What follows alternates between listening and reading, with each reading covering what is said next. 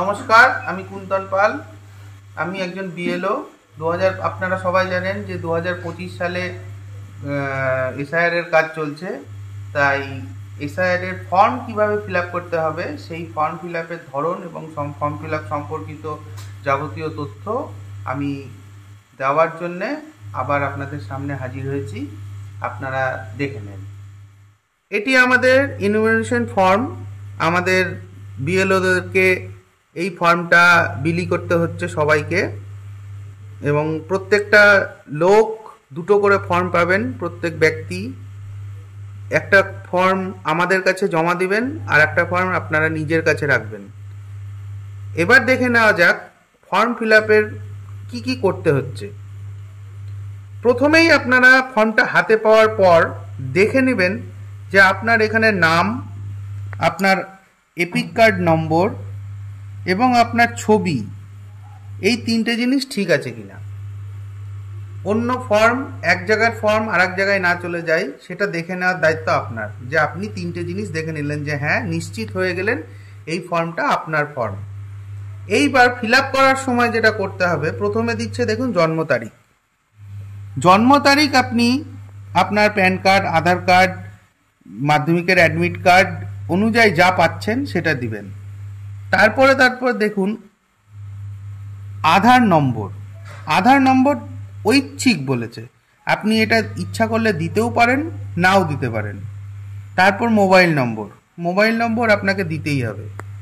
তারপর পিতার নাম, অভিভাবকের নাম, আপনি এখানে আপনার বাবার নাম লিখবেন এবং পিতা এবং অভিভাবকের এপিক কার্ড নম্বর যদি থাকে, যদি তার নাম্বার এপিক কার্ড নম্বর পান তাহলে এপিক কার্ড নম্বরটা এই লাইনে লিখবেন, না পেলে দরকার নাই। মায়ের নাম, মায়ের নাম এই লাইনে লিখবেন, যদি না থাকে তাহলেও লিখতে হবে, মায়ের নামটা লিখতেই হবে। মায়ের নামের এপিক কার্ড নম্বর যদি থাকে তাহলে এই লাইনে লিখতে পারেন, নাও লিখতে পারেন। স্বামী স্ত্রীর নাম, স্বামী যাদের ছেলেদের ফিল আপ হচ্ছে তার স্ত্রীর নাম, আর মেয়েদের যাদের ফিল আপ হচ্ছে তার স্বামীর নাম যদি থাকে তাহলে তাকে দিতেও হতে হবে, না দিলেও চলবে। স্বামীর নাম, স্ত্রীর এপিক নম্বর, স্বামী অথবা স্ত্রীর এপিক নম্বর যদি থাকে দিতেও পারেন, নাও দিতে পারেন। এইটা হলো সাধারণ ফর্ম ফিল আপের প্রথম ধাপ। এই প্রথম ধাপটি প্রত্যেকটা ভোটারকেই করতে হবে। প্রত্যেকটা ভোটারকে এই অংশটুকুটা তাকে করতেই হবে। এই অংশটুকুটা প্রত্যেকটা ভোটারকে ফিল আপ করতেই হবে। হলো, এইবার আসা যাক 2002 সাল অনুযায়ী, 2002 লাস্ট এসআইআর এর সমীক্ষা অনুযায়ী দেখা যাক যে যাদের নাম ডাইরেক্ট আছে এবং যাদের নাম ডাইরেক্ট নাই তাদেরকে কি কি করতে হতে পারে। তাহলে আমরা এখানে অনেক রকম ধরন আছে। প্রথম ধরন যেটা আমি দেখে নিচ্ছি সেটা হচ্ছে যে যাদের ডাইরেক্ট নাম আছে তাদেরকে কি করতে হবে। ডাইরেক্ট নাম বলতে 2002-এও তার নাম আছে, 2025-এও তার নাম আছে। তাহলে তাদেরকে কি করতে হবে সেইটা দেখা যাক। প্রথমে 2002-এ নাম থাকলে নির্বাচকের নাম, তাহলে তার নাম যেটা ছিল সেটাই দিতে হবে। সেটা ঠিক হোক, ভুল হোক, স্পেলিং মিস্টেক হোক, যেরকম হোক, পদবি চেঞ্জ হোক, যা থাকবে 2002-এ যা থাকবে সেইটাই এই লাইনে লিখতে হবে।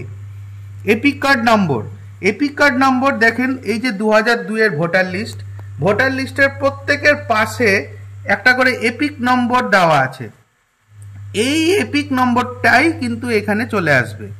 তারপর আত্মীয়ের নাম, আত্মীয়ের নাম এই যে এখানে পিতা, স্বামী, পিতা, স্বামী, এই যে এইগুলো আছে সেইগুলোর মধ্যে থেকে কারোর স্বামী হতে পারে, কারোর পিতা হতে পারে, সেই জিনিসটাই এখানে আত্মীয়ের নাম হিসেবে চলে আসবে, স্বামীর নাম অথবা পিতার নাম।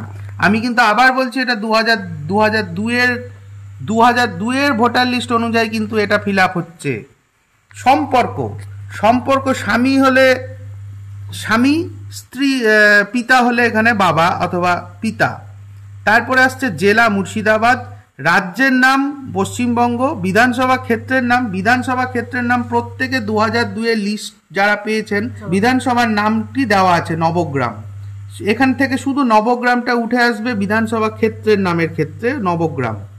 তারপরে বলেছে বিধানসভা ক্ষেত্রের নম্বর, বিধানসভা ক্ষেত্রের নম্বর এই যে 57, এই 57 লেখাটি উঠে আসবে এইখানে 57।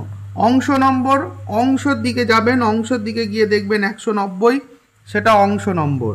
ক্রমিক সংখ্যা হচ্ছে এই যে ক্রমিক সংখ্যা দেখুন এখানে বারবার দেখিয়ে দিচ্ছি ক্রমিক সংখ্যা। এই ক্রমিক সংখ্যা অনুযায়ী যার নম্বর আসবে সেই নম্বরটি এই কলমে বসবে। হ্যাঁ, এবার গেল যাদের ডাইরেক্ট নাম পাওয়া যাচ্ছে 2002 এর লিস্টে তাদের কথা। হ্যাঁ, আমি বিধানসভা ক্ষেত্রের নাম হিসেবে নবগ্রাম বিধানসভা ক্ষেত্রের নাম বললাম, কারণ আমাদের বিধানসভা ক্ষেত্র নবগ্রাম ছিল 2002-এ। কিন্তু যে সমস্ত বিবাহিত মহিলা কিংবা অন্য কেউ অন্য কোনো জায়গা থেকে আসছে, যেমন উত্তরবঙ্গ, মধ্যবঙ্গ, নিম্নবঙ্গ এবং বিহার, ঝাড়খণ্ড, বিভিন্ন জায়গা থেকে যারা আসছে তাদের ক্ষেত্রে কি হবে? তাদের ক্ষেত্রে এই বিধানসভা নামের জায়গাতেই বিধানসভার নম্বরটি এবং বিধানসভার নাম লেখা থাকবে, সেইটি বসাতে হবে। অংশ নম্বর তাদের কিন্তু পাল্টে যাবে, অন্য অংশ নম্বর হবে, সেইটি বসাতে হবে। এবং ক্রমিক নম্বরও সেটি পাল্টে যাবে, ক্রমিক সংখ্যা অন্যভাবে বসাতে হবে। সেই বিধানসভা ক্ষেত্র থেকে অনেকে হোয়াটসঅ্যাপে কিংবা ইন্টারনেট থেকে ডাউনলোড করে নামিয়ে নিচ্ছেন 2002-এর ভোটার তালিকা, তাদের সেই জিনিসগুলো কিন্তু বসাতে হবে। এটা আমি নবগ্রাম দিয়ে উদাহরণ দিয়ে বুঝালাম, কিন্তু তাদের ক্ষেত্রে যারা অন্য জায়গা থেকে আসছে লিঙ্কেজ অনুযায়ী তাদের কিন্তু সেই অনুযায়ী বসাতে হবে। এইবার আসছি যাদের নাম 2002-এর লিস্টে পাওয়া যাচ্ছে না তাদের কি হবে। তাদের ক্ষেত্রে কমিশন 4টে ক্রাইটেরিয়া বলেছে। যেমন বাবা লিঙ্কেজ করতে হবে, বাবা, মা, দাদু, ঠাকুমা, এই 4 জনের মধ্যে থেকে যে কোনো একজনের লিঙ্কেজ দিয়ে তাদেরকে ফর্ম ফিল আপ করতে হবে। তাহলে লিঙ্কেজের ফর্ম ফিল আপ করতে কোন দিকটা ব্যবহার করতে হবে? লিঙ্কেজের ফর্ম ফিল আপ করতে আমাদের এই দিকটা ব্যবহার করতে হবে। লিঙ্কেজের ফর্ম ফিল আপ করতে গেলে এই দিকে কলমটা ব্যবহার করতে হবে, আমি বারবার করে বলে দিচ্ছি। তাহলে কি করতে হবে এবার দেখে নেওয়া যাক। এখানে একজনের নাম আছে, সে এই ফর্মটা এই দিকটা ফিল আপ করেছে। এবার লিঙ্কেজের ক্ষেত্রে তার নাম আসছে বাবার নাম দিয়ে, তো সে লিঙ্কেজ করছে। বিশেষ করে বিবাহিত মহিলাদের ক্ষেত্রে এই জিনিসটা সমস্যা পড়ে যাচ্ছে। এছাড়াও যারা নতুন ভোটার তারা এই সমস্যাটা দেখছে। প্রথমে আসছে নাম। নাম মানে কিন্তু যার নামে ভোটার তালিকায় নামে ফর্ম দেওয়া হয়েছে সেই নাম নয়। এইখানে আসবে প্রথমে তার বাবার নাম। তার বাবার নাম 2000 লিস্টে যেই নাম ছিল, 2000 লিস্টে যেই নাম ছিল সেই নাম কিন্তু এখানে আসবে 2002-এর লিস্টে। তারপরে আসছে এপিক নম্বর যদি থাকে। এই যে এপিক নম্বরগুলো 2002-এ আছে, সেই এপিক নম্বরগুলো 2002-এর অনুযায়ী এখানে আসবে। এটাও কিন্তু 2002 অনুযায়ী ফিল আপ হবে, কারণ প্রথমটা বলেছে সর্বশেষ এসআইআর-এ নির্বাচিত তালিকায় থাকা নির্বাচকের বিবরণ, আর একটা বলছে আত্মীয়ের বিবরণ যার নাম পূর্ববর্তী কলমে সর্বশেষ এসআইআর-এ দেওয়া আছে।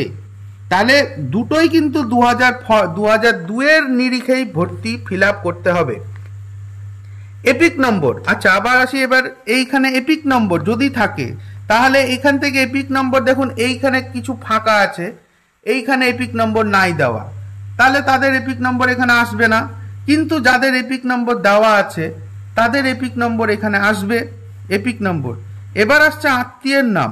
আত্মীয়ের নাম হচ্ছে এখানে যদি তার বাবার নাম আসে, এই নির্বাচকের যদি বাবার নাম আসে এখানে, তাহলে এখানে আত্মীয়ের নাম হিসেবে আসবে এই নির্বাচকের বাবার নাম। তাহলে এটা যদি নাম হয় বাবার, তাহলে আত্মীয়ের নাম হবে দাদুর অথবা ঠাকুমার। এইবার সম্পর্কটা কিন্তু এই আত্মীয়ের নামের সঙ্গে এই নামের নয়, এই আত্মীয়ের নামের সঙ্গে এই নামের নয়, এই আত্মীয়ের নামের সঙ্গে এই নামের নয়। আত্মীয়ের সঙ্গে ইনার সম্পর্ক আসবে, এই নামের সঙ্গে ইনার সম্পর্ক আসবে, আত্মীয়ের নামের সঙ্গে নয়, এই নামের সঙ্গে এই ইনার সম্পর্ক আসবে। এই নামের সঙ্গে ইনার সম্পর্ক আসবে, ডাইরেক্ট ইনার সম্পর্ক আসবে।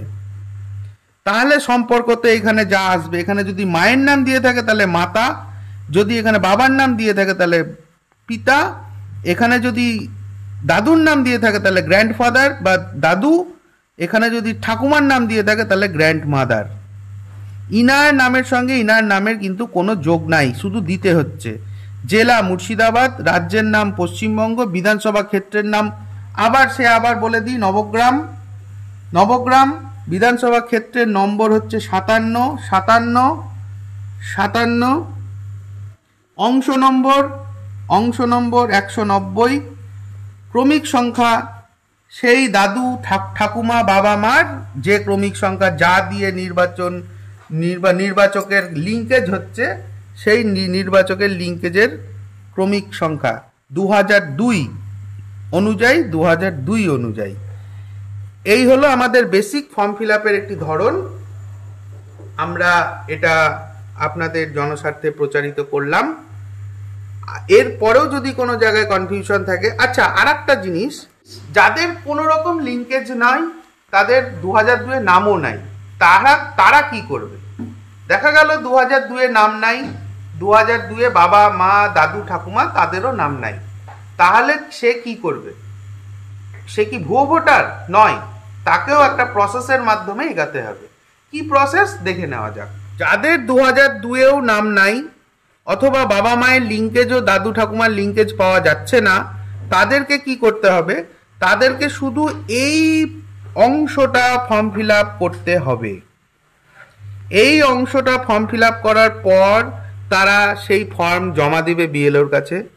বিএলও সেই ফর্মটাকে প্রসেস করে পাঠিয়ে দেবে হায়ার অথরিটির কাছে, এবং হায়ার অথরিটি তাদেরকে হিয়ারিংয়ে ডাকবে, এবং হিয়ারিংয়ে ডেকে তাদের কাছ থেকে শুনবে যে তাদের অথেন্টিসিটি কিংবা তাদের গ্রহণযোগ্যতা নির্বাচন তালিকায় নাম নেওয়ার কতটা, সেটা তারা যদি বোঝে যে এই ক্যান্ডিডেট অথবা এই নির্বাচক সঠিক এবং এর নাম থাকা উচিত, তাহলে তারা সেই হিয়ারিংয়ে তাকে উচিত করে পাশ করে দিবে। অথবা যদি মনে হয় যে না এই উচিত নয়, তাহলে তাকে রিজেক্ট করে দেবে।